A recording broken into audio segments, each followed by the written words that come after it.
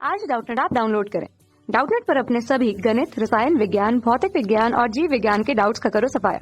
बस प्रश्न की फोटो खींचो, एक ही प्रश्न को क्रॉप करो और तुरंत वीडियो सोल्यूशन पाओ। अभी डाउनलोड करें।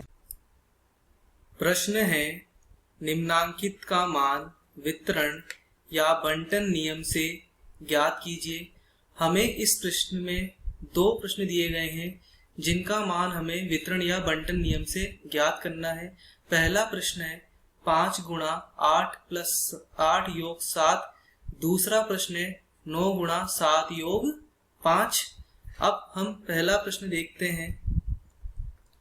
पहला प्रश्न है 5 गुणा 8 योग 7। अब हमें इस प्रश्न का मान जो है वो बंटन नियम से याद करना है। अब बंटन नियम के आधार पर हम जानते हैं, हम पहले 5 का गुणा 8 के साथ करेंगे, फिर उसका हम योग करेंगे 5 का गुणा 7 से करके।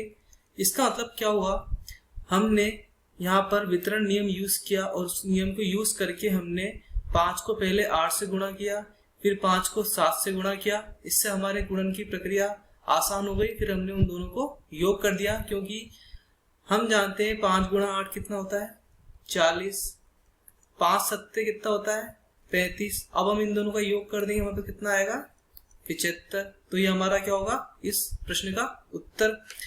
जैसे 8 प्लस 7 कितने होते हैं 15।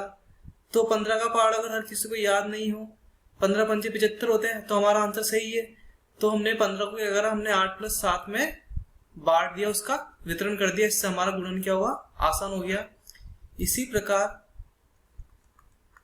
दूसरा प्रश्न है 9 गुणा 7 योग 5। यहाँ पे भी 7 योग 5 मतलब 12 रहा होगा। अब 12 का पहाड़ा किसी को याद नहीं हो तो बंटन नियम से हम उसको 7 और 5 में बांट देंगे। फिर हम क्या करेंगे, 9 का गुणा पहले 7 से करेंगे, फिर उसका योग करेंगे हम 9 गुणा 5 से। अब 9 सत्ते कितने होते हैं 63, योग 9 पंजे कितने होते हैं 45।